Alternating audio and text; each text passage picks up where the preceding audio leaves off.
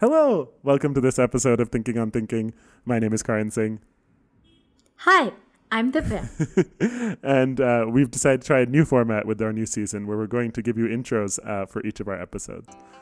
So this week, we talked about building products which have a lifespan, which means thinking about when the product will no longer be of service, whether that means because of changes in circumstance or changes in the product or the market or the audience.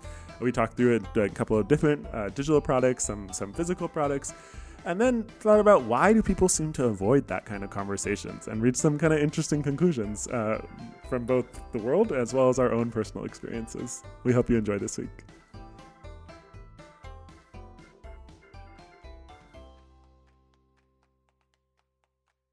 That's like, did you know it's cultural whether when people do rock, paper, scissors, whether they do rock, paper, scissors, shoot? And I never knew this until I moved I to other countries. Do you not know about rock, paper, I scissors?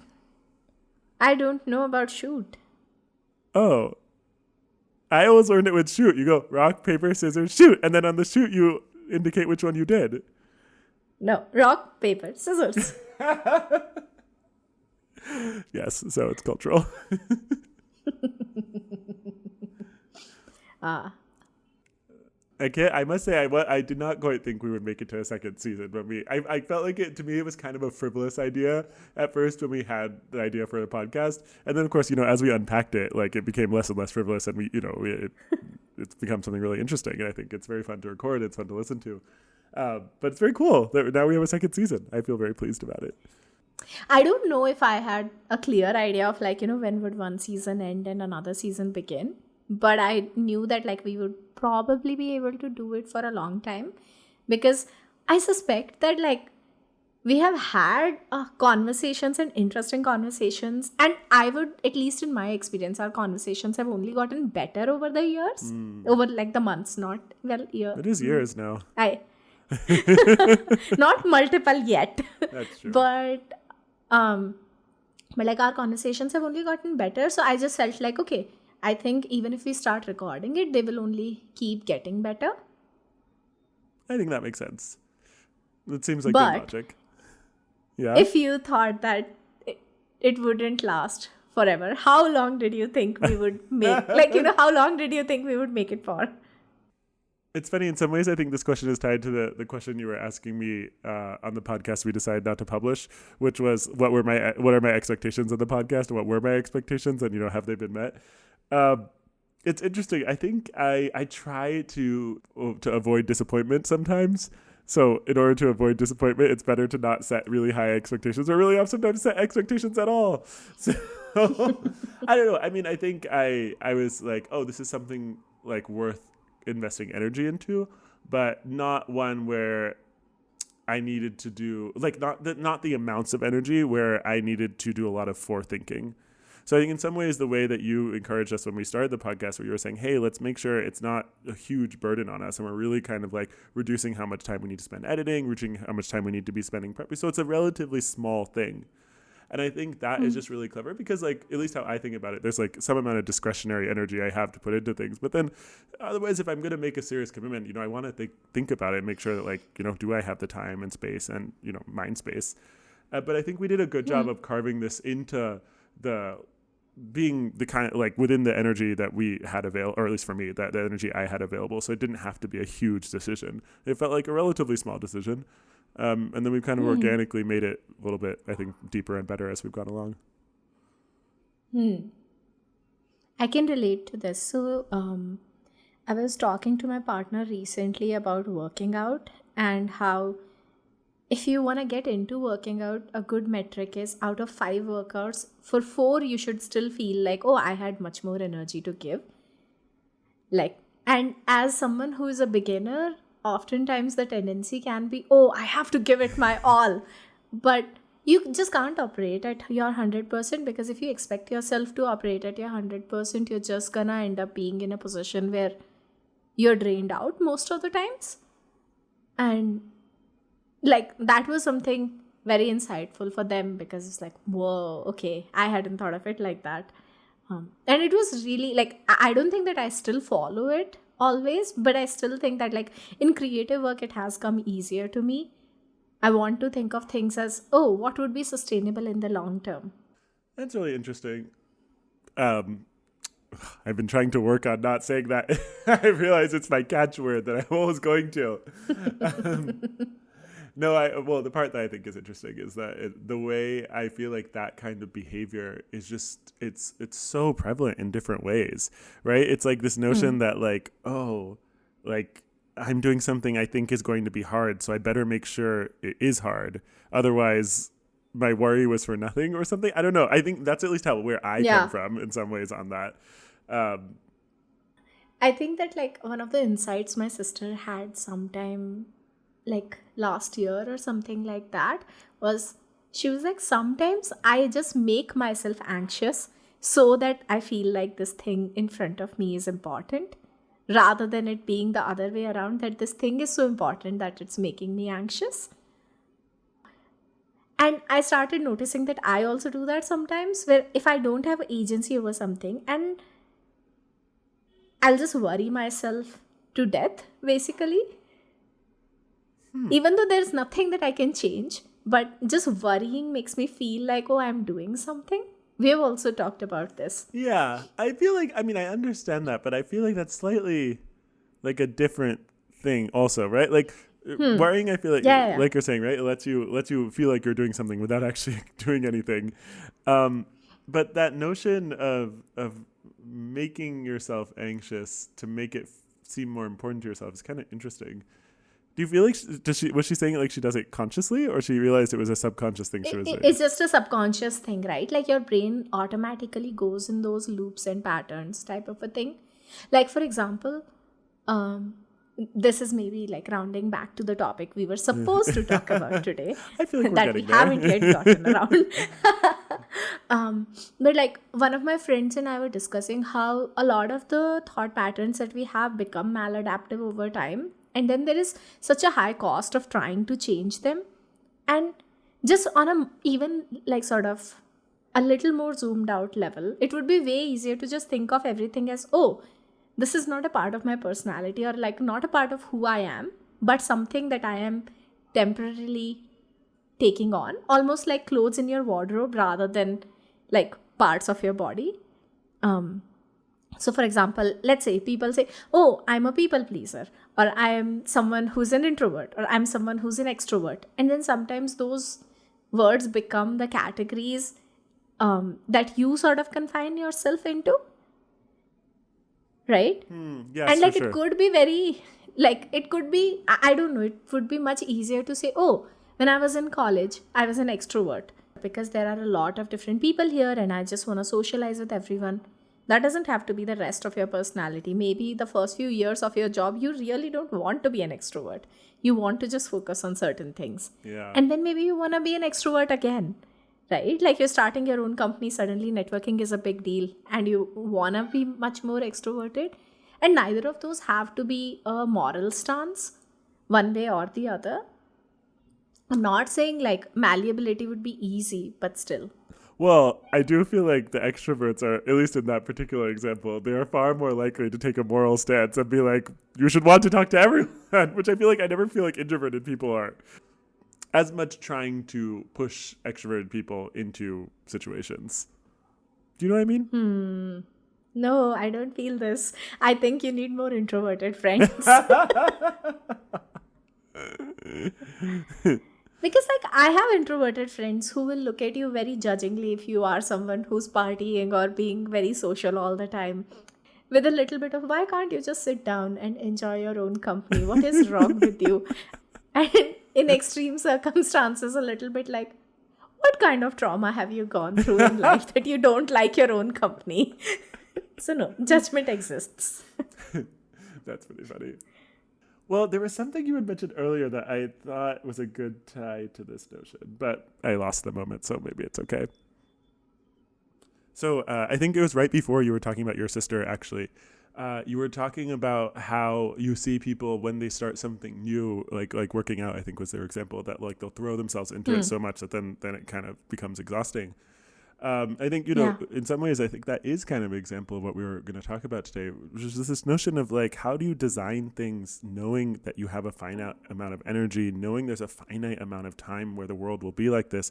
And frankly, there's probably a finite amount of time that the solution as designed, whether it's a product, whether it's a service, whatever it is, or even like it's a behavior, right? Like there's a finite amount of time that behavior will be appropriate. And a lot of people just don't design thinking that way. They don't design thinking that there's a finite amount of time where this should exist.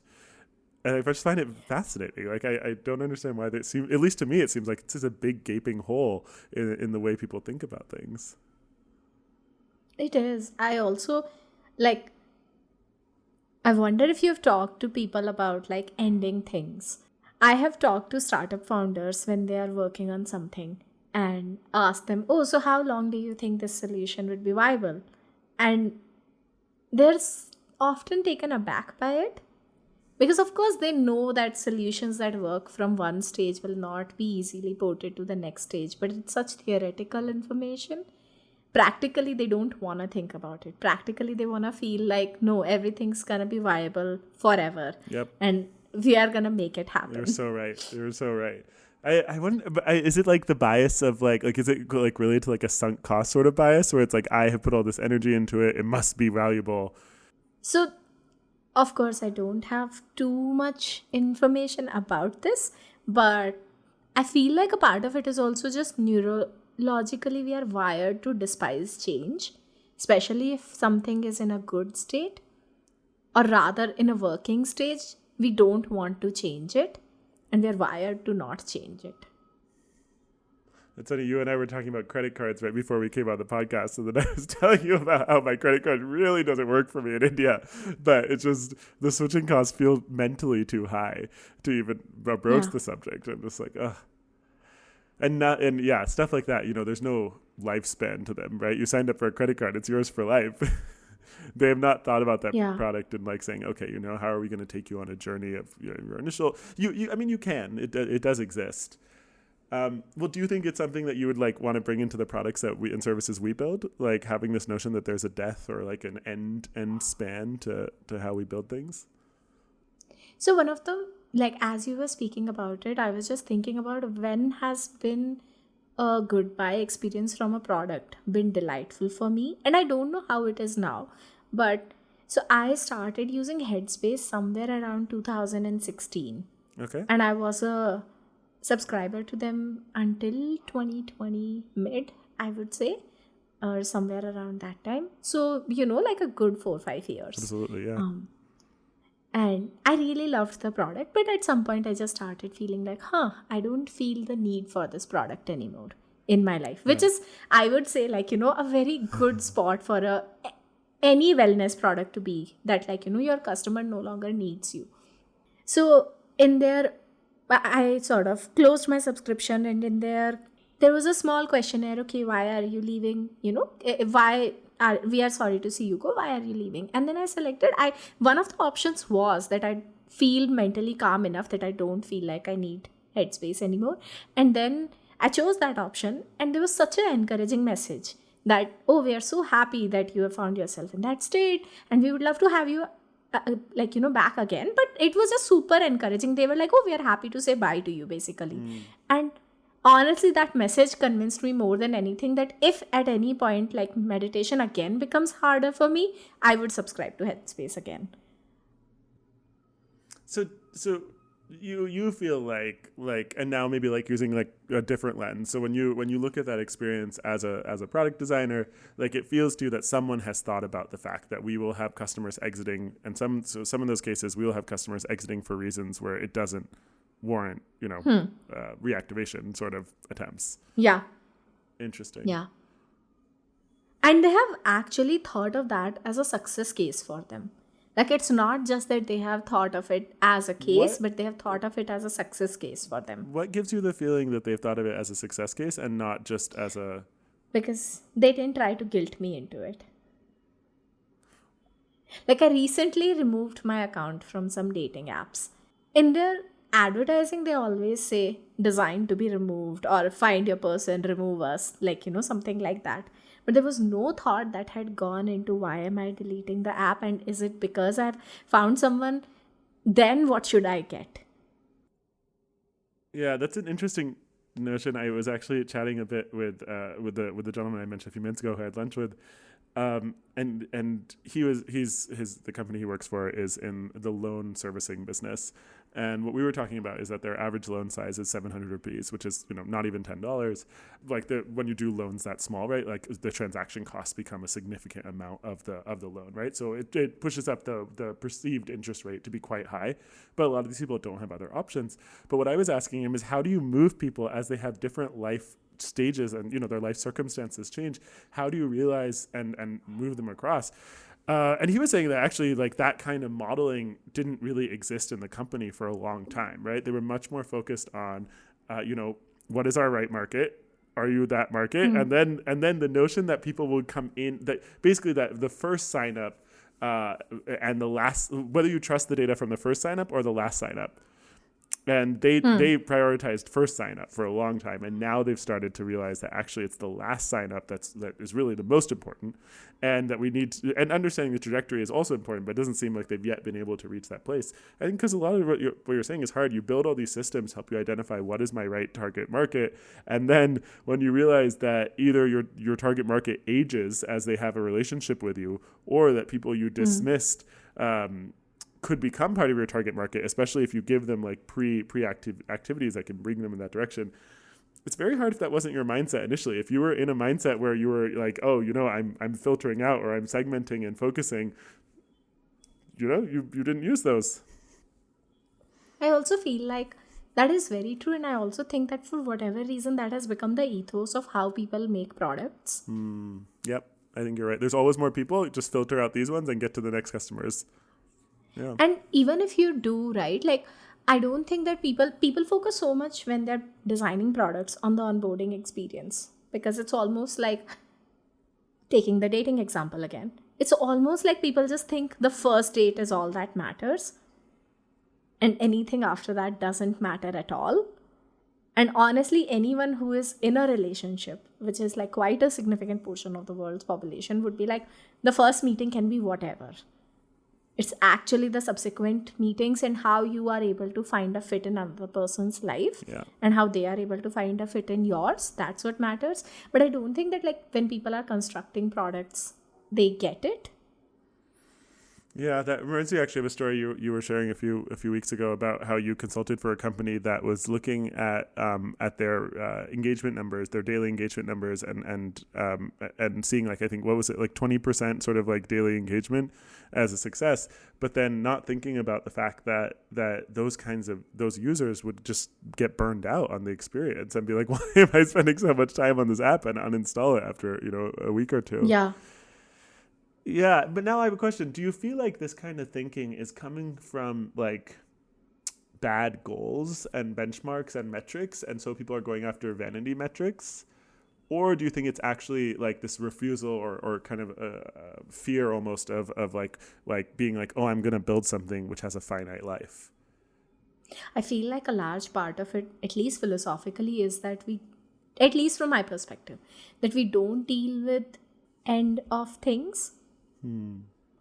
I don't think that when we are starting our company, right, like we are thinking, oh, how long will this thing survive for? 5 years, 10 years, 15 years, 20 years. And like that is when both of us are people who have moved on to different things quite frequently in our careers and have been happy with that decision. That reminds me of this story. I actually was chatting with someone last week. I think I maybe mentioned to you. And she had been the founding director, I think, of something called the Membership Project that was trying to help local news figure out, like, what do you charge for? When do you have subscribers? And she was the director for 2 years. And then there's someone else, and they're quite close. And so they made the decision that after 4 years, the Membership Project shut down. And, their findings and whatnot still online, people can download it, but they designed it that way, that it would be a limited span, and that they had a limited period to do the work. And then at the end of that period, that they weren't going to try and stay relevant forever. They wanted to be relevant for this snapshot. It really struck me because I like you're saying, right? I very rarely hear people be able to conceptualize in that way, much less execute in that way. To Yeah. kind of understand that was just fascinating. It's interesting. You mentioned when we were starting the company, though, a couple of minutes ago, I was thinking a little bit that I feel like this tendency towards believing there's always more customers and there's always the next person and you can just filter out the bad customers and focus on the right audience. In some ways, that's really what drove me, I think, in seeking you out and, in kind of going on this journey, because I just feel like it's not a good way to do marketing. It's I think like in the long term, you end up treating people like when this happens across 1,000 different companies and 10,000 different interactions at like a society level, you start just treating people like they don't matter as much.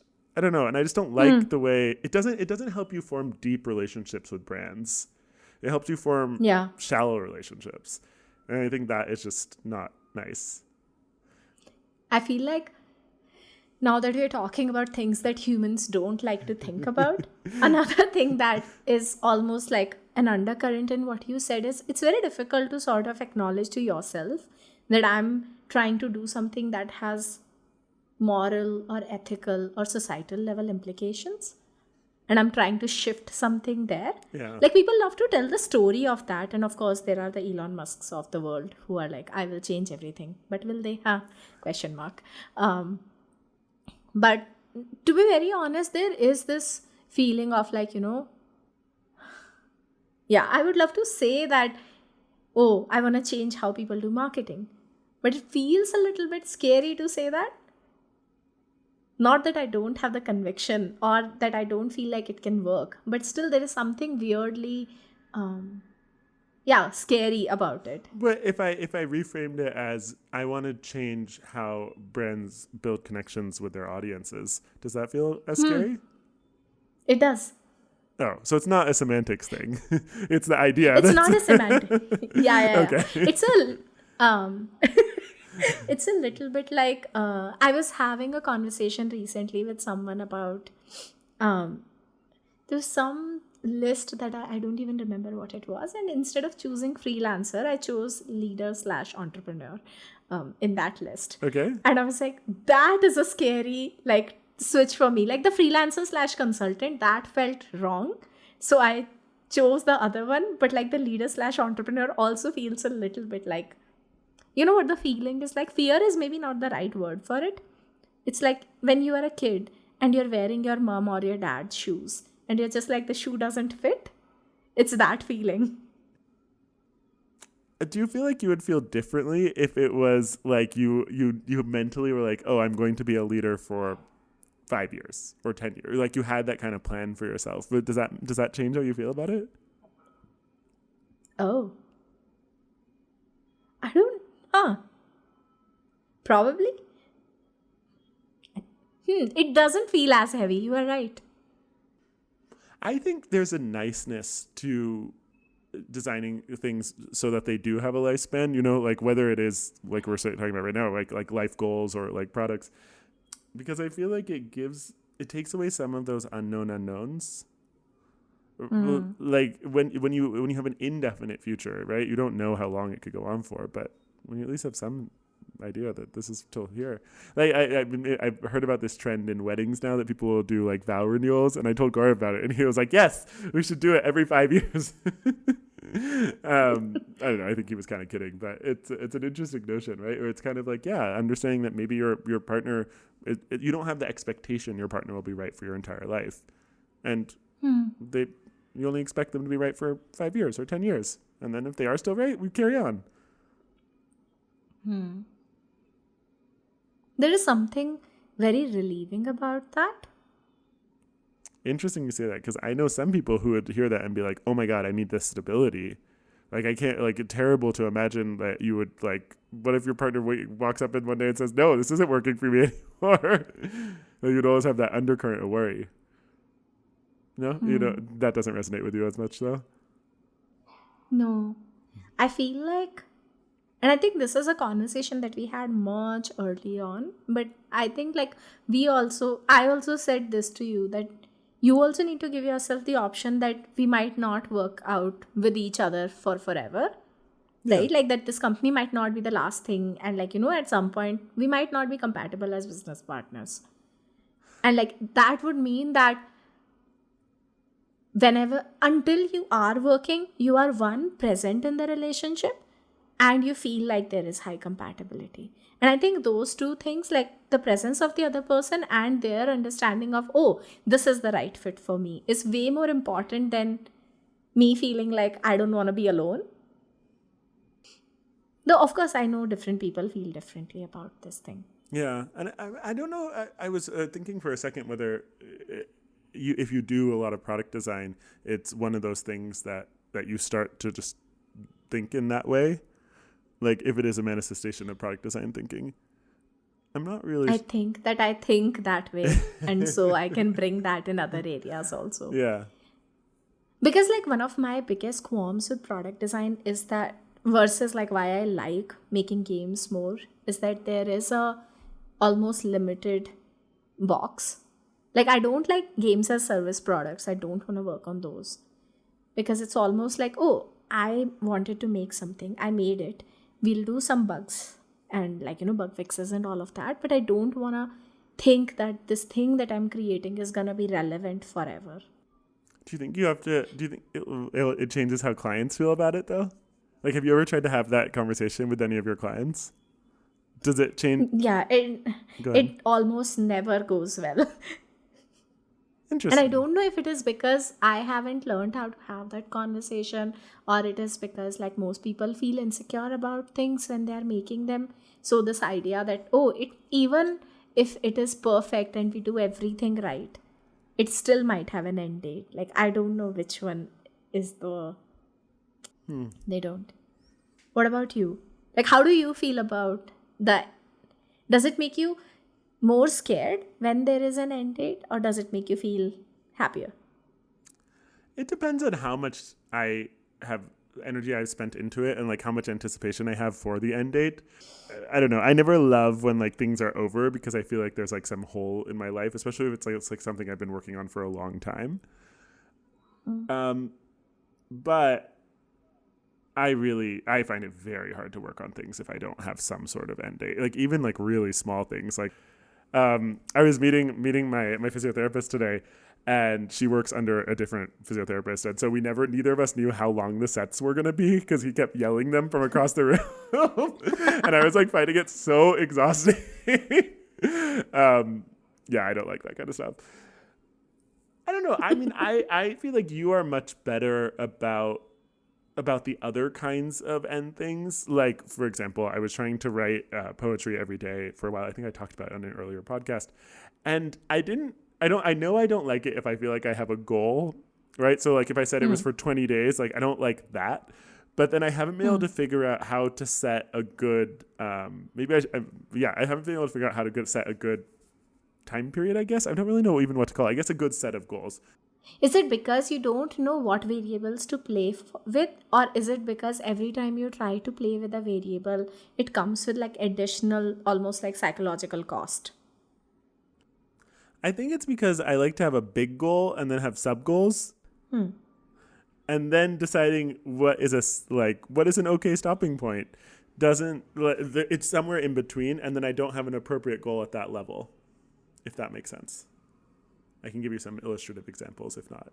Yes, example would be better. I think, again, we may have mentioned it earlier on the podcast, but like I was trying to do Duolingo for a while, and I didn't have a good goal of what I was trying to get to. And eventually I just found it hard to sustain over a while, because like if I'd had a goal and then I could have said, okay, I'm here, and now I've made it, right? So maybe I'll stop and maybe I'll come back to it. Maybe I'll set a new goal, right? But that I just found really difficult. And I think for me with new things, like I don't know, for some reason it comes to mind, I've tried to learn surfing several times, and like my goal there is like standing up on the board, like, and I didn't quite realize how difficult it could be to stand up on the board, right? And now I don't feel successful in my attempts to learn surfing, and it doesn't drive me to come back to surfing very much. I would love, in like an esoteric way, I'm like, yeah, I would love to be able to surf. Am I willing to put the time and energy in? Not really, because it feels too hard. So I think there's some happy medium where you can set goals that are neither too hard nor too easy, and then be able to say that this is the lifespan, right? Like that I am doing this thing for this lifespan. And But it could also be okay to say this thing isn't for me. yes, see, that's the problem with how I'm setting my goals, right? That I'm not setting goals that like that you can lose and still make the goal. These are only winning goals. Ah. Okay. Like, for example, when I tried to learn how to surf, within 2 sessions, I was like, I don't want to do this. This is not for me. I do not enjoy being punched by the waves, practically. Yeah, Like, that makes total sense to me. Yeah. like the 10 seconds of, looking cool to other people, like, is not worth it. No, thanks. The course was minimum supposed to be 3 days. And I just took 2 days and I didn't go the third day and I don't care. I was just like, yeah, I'm going to relax in my hammock because this is just not for me. So it's just like, I don't know. Why would you go back to surfing if you're not enjoying it? Well, because I don't share exactly. Like, I like boogie boarding a lot, which is a lot like surfing. I'll go body surfing, right? Like, I don't know. What's body surfing? It's surfing without a surfboard. Like you just How catch do you even you do just that? catch the wave with your body, and then if you can hold yourself kind of like buoyantly on the top of the wave on the crest, sometimes you have to kick a little bit to like stay on top of the wave, but basically you have the natural buoyancy, like, and your body is aerodynamic. Like, you can surf the wave without a surfboard. I mean, You can't stand you up. can't stand up, obviously. Yeah. But like you can have the wave carry you into shore. Yeah. So I guess the negatives I don't feel as strongly. It's just like, Do you feel like there are things that you can be good at? There are things that you want to be good at. And there are things that you feel like you should be good at. correct. I feel I should be good at surfing, or at least like reasonable at surfing. Okay. Because like I think that, I mean, not that there are zero things in my life that I feel like I should be good at, but if I'm able to sort of catch myself feeling the should, I think I generally try to be like, but why should I? No. I think I'll answer your question differently. I think I feel like I should be good at it because it's like a lifestyle that feels aspirational to me in a way that is alluring. You know, and I think a lot of that is how it's packaged, where it's like, yeah, it's not even just like people like me do stuff like this, but people who I aspire to be do stuff like this. I see. When you see yourself on a surfboard, you also see a six-pack abs and flowing hair. And then you go to a very nice place and have very vegan whatever you want to have. Yeah, you see people at 10 a.m. You've already done 2 hours of surfing in the day. That's interesting. Yeah, so I guess, I don't know. I kind of feel like interests are separate. Like, I don't know if like the way to think about it is to try and apply this calculus of there's a lifespan for this interest, and you should think about how you design your desire to engage with that interest appropriately. Whereas I do feel that way pretty strongly about products. I also feel like, though, that there is a way to just like, design it as a life philosophy for yourself, that things would naturally come to an end. I mean, most people don't engage with, for example, death either. Even though it's such a reality. Like, I would say the first death that I actually experienced in life was when my dad died when I was 23. And it's like, generally people have some slow sort of gradual understanding Not an of immediate death. And I family was, member. yeah, Oh, goodness, not yeah. like parent Yes. died. Bye. But in a very, very strong and palpable way, it made me feel like I'm mortal. I don't know how else to define that feeling, but like very limited in my power. Like, I am powerless, and it was a very palpable feeling. But the interesting thing is, like, whenever I try to talk about this, not whenever, but like much more often than not, people automatically start feeling uncomfortable. And a lot of that discomfort is not because I haven't thought about death or they are unsure of how I'm going to feel about it. Because, like, I've had enough feelings about it and I've faced it. Yeah. But, like, you yourself wouldn't want to think about it either. You would not want to think about what would it be like for my parent to pass away. Yeah. Nobody wants to imagine that. Or what it would be like for me to pass away. Or what would it be like for the people afterwards. What happens if someone younger than you passes away, right? But like everything dies and decays, but we don't think about it.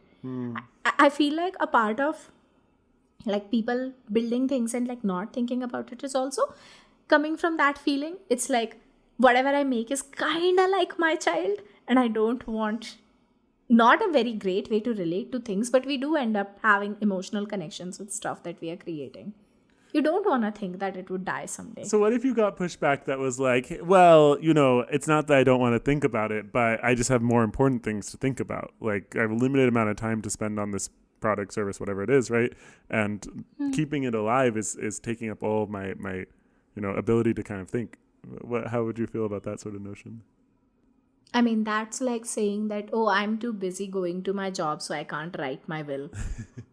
I mean, and I don't want to buy insurance. I've been trying to get my sister and her husband to write a will for years, and I still don't think they have. To be fair to them, I have not actually. My will is not official because I haven't, like, it has to be printed and signed and then like whatnot, and I've never done it. Again, it might be coming from that same space. Don't want to think about dying. Yeah. Don't want to think about like, when I'll be gone types. Do you feel like there's some like products or spaces where you are starting to see that kind of thinking more? Are you? Do you see that happening anywhere? I guess I think, there is this move worldwide, it feels like, towards like experience culture. And I do think that experiences in some ways are, they are things designed with a lifespan. So I guess maybe I would say I feel like there's opportunity because there are more time-bound things. And I think there's more like people are buying time-bound things. Maybe I'm not 100% sure. I have seen that many that actually are designing with their end in mind, or at least like thinking about the end as something that should be designed as much as the beginning. And I wonder if there is also this thing about just not knowing what that kind of a product would look like. So like one of the companies that I'm consulting with right now, they design experiences, like they do in-person experiences, and for them a good repeat rate would be something like 20% to 30% people coming back over 3-month period. That would be a great repeat customer. Yeah. And now just like if I think about that, it's like, okay, 30% people repeating in 3 months, let's say 10% people repeating the next month, which means that 90% people are not repeating. And like, why wouldn't you design for the people who are not repeating and just giving them almost like, this beautiful package that they can remember for forever? Like, just as we're having this conversation, I'm just thinking about that. But like, I don't think that the thought had even occurred to me also. Like, not just to the team who definitely would be way more focused on growth and retention, but like, yeah, I don't know if products are going in that direction or if we are actually moving in the direction of more disposability. Yeah, that's interesting. Until you said that, I didn't realize. I think you're right. That is the dichotomy, right? If you don't design things to end at some point, you're basically designing them to end at any point. So then you have to. So it does drive to a disposable sort of culture.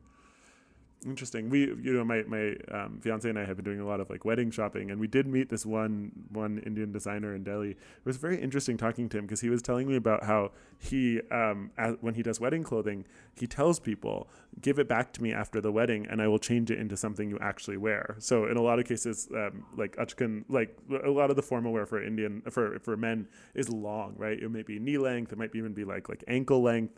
And if you, if you cut that to be like a waist length, now it's like a jacket that you can actually I feel like that kind of thinking is very inspiring in some ways. I think in some, like, we didn't yet get something from this guy, but I think partly because of the way he thinks and because of the way he talks about it, and I almost want to, right? Like, it's like, I would love to spend my money to kind of support these kinds of endeavors. Actually, I guess weddings themselves in a lot of ways are, at least for wedding planners, they are designed in a way that you are obviously remembering there is an end. Like I've talked to our wedding planners a little bit about like, what do you do with all the flowers and like what's going to happen to like cushion covers and such. And for most things they have an answer. Like the flowers all get gathered up. There's actually like a vendor who does perfumes. And so he'll send a team out to the venue to gather all of the flowers. And then like over the years, they've made some shifts. They don't use plastic anymore to hold the flowers. They'll use metal because the metal is more easy for them to pull out. And it doesn't change the taste of the perfume in case you miss some, unlike plastic would. Oh, wow. Yeah, right? If I was like, oh, this is actually thinking about the fact that like these flowers do have a life. They do have these things and we can still do something with them even if they're not appropriate for this product or I guess this it's a service, right? But do you feel like having a death date or like, you know, a natural lifespan goes hand in hand with sustainability all the time? Is that like a fair joining to make? It feels much more related than not, is how I would say it. Like just thinking about, oh, what happens when this thing would end feels like very close to sustainability, because it's like, whether it is something that can only be used once, like let's say a packaging for food, or it is something that can be used multiple times, like a tool. What happens when it is at the end of its life? Everything will arrive at the end of its life at some point. Yeah. And like, what does that look like for this thing? It does feel close to sustainability. When we started this conversation, I did not think that we would arrive here. No, nor did I. But it's a good place to... I'm just like, we were talking about sustainability, but from a very different lens. Like, especially in context of like the kind of products that you and I have worked on, which is mostly digital products, one doesn't really think about sustainability. Yeah. Like, we still think about sustainability in terms of physical products and not digital ones. Yeah, I do agree with that. I think in some ways it's we think about attention and time as being an infinite resource, like especially of our prospective customers when you come from a digital product design background. And that's not, if everyone does that, obviously that would not be sustainable because it's not actually an infinite resource. It only feels infinite because at the summation, you know, of every potential prospective customer's time, and sure, that feels infinite. But if every single company that's hunting for those prospective customers starts to behave in that way, that's not going to be long-term sustainable. It is exhausting for the overarching system when you draw the system as being, you know, culture or the world. But I never thought about it until we, you know, drew this connection here, which is very interesting. Oh, wow. Yeah. We should do more conversations about this thing. Like, not maybe on the podcast, but this feels like something that we could use as like a sort of through line for how we work with people and how we think about it. Like just this idea of sort of, is this sustainable? Like on attention, especially the connection that you just drew, right? Like attention is limited. People's lifetime is limited. Yeah. Right. And if everyone thinks that this is an infinite resource, then we end up where we are clearly today. Yeah, I feel like it feels very strongly resonant to me, right? Like almost like I wonder if it is kind of like one of the anchors that we can be using as like, I think something we talked about a few weeks ago was like, how do you differentiate? You know, like what are you going to say you're better at than anyone else? And I think this could be it, right? Like I don't know, sustainability for some reason when I say it like that doesn't feel like it connotes the right thing. I don't want to say I'm better at sustainability than anything else, but I think being just like cognizant that everything is limited. And it's almost a weird dichotomy because as soon as you acknowledge that, it helps you be able to spend more time on the things that you actually want to spend time on because, yeah, you know what I mean? Like I'm not sure if it just reduces the amount of uncertainty and therefore you're like, oh yes, you know I don't have infinite time, so I must focus only on these things that I want to focus on. There was this is the last thing I'll say, but like there was this interesting graph that I saw on Reddit or Instagram, I'm not sure, of this person just talking about where does people's time go over like their lifespan. So like with their parents and family, with their partner, with their friends, with their colleagues, and with themselves. And like, of course, as you would imagine, like, you know, time with family, like until you're 20, very high. And then like drops pretty drastically. Time with your partner increases and like then plateaus out, but like sustains throughout life. Time with your friends initially like a little bit higher and then sort of plateaus out at a lower point. The only I guess surprising but not so surprising once I saw it thing was the time with yourself kept increasing. Like you spend more and more time with yourself as your life goes on, especially like as you stop working. So like time with coworkers is pretty high, but like for most people once they retire at 60, they're not spending that much time with their coworkers. And sure, you will have like some increased time with your partner, but mostly you will have time for yourself, right? And like it keeps increasing over time in general also, because it's like, oh, once your kids go away from your house you have more time, and then once you stop working, now the colleague time is your time, right? Like it just slowly increases. And to me it just feels like, hey, then actually investing in being with yourself and enjoying that time is just so much higher returns over your lifetime, but we rarely think about that. I guess I wonder if like modern society in some ways has like set us up poorly because of that thing. Growing up, you understand like, oh, these are people I can like know for this kind of information, or these are like places that I can turn to, and you like build systems to help you work in your work, and you understand like, oh, like for example, for me, I've understood like I will get very absorbed in things I'm doing, and I will not go to do other things that I'm on my calendar, right? So when I was running a company, one of the things I would do was like I had an assistant, which is much easier in India, and he would just keep track of it for me, right? And I had to spend a lot less of my energy on it, and it was a great system for me. It worked out. Now, I think in an earlier era where there wasn't such clear sort of distinctions of this is your learning time, this is your working time, this is your retirement time, you would get to have those systems be sustainable for your life. But now that doesn't exist, and that just makes it kind of tough as you get older, because it's like, well, both these systems I had to make myself successful that I built over years are disappearing, and then also these connections that I had that like, I used for betterment or just for life and enjoyment also are kind of disappearing. And there's not clear, we don't create ways to replace those. We don't think about it that way. We don't think about that these things will decay. They will also have a lifespan. So when they are gone, how am I going to have an equivalent thing? And unfortunately, when you're in your late 60s or 70s, it's sometimes hard to come up with the solution. Maybe you could execute the solution, but coming up with the solution is a lot of energy. So that's what I was thinking It's about when also, we were talking. no, that is like, that's very true also, because so it has been 10 years since I graduated from college, not that long, but I've seen and had those conversations with some friends who are like, they haven't made new friends who are not from that circle and who are not a part of that same group. And I'm not saying that people who are exactly the same as you have had the same environment are not going to be incredible friends. They can be. Like, so can other people be, but more importantly, you need to know how you can make friends. Like, that's a skill, and like you need to continuously hone it. And it's just, at least to me, it's just really weird to see people be like, yeah, it's just harder to make friends, and my brain is like, you're just 33, you are not 60. Why are you talking as if your life is over? At least like that's how I feel. Like it's just a skill that you have to evolve, because otherwise later on in life it doesn't feel sustainable. Yeah, sustainable. Okay, I'll give you one last small thought that I know we really should wrap up because we're over time. But that just reminded me, I think I've told you about this before, but of a conversation I had years ago with a very good friend of mine in New York.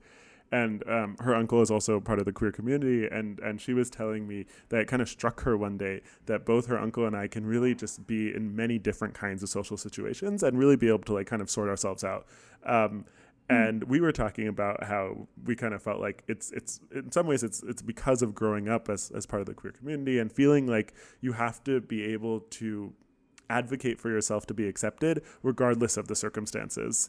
So I wonder a little bit if you and I have this feeling because we've always, it's just become so internalized at this point where you're like, oh, yeah, of course. Like, why wouldn't you be able to make new friends? Because it's something that you have to do, because you're always like you're taking care of yourself. You're advocating for yourself in new circumstances. And the best way to do that is to have other people be able to advocate for you as well, which they will do if they're your friends.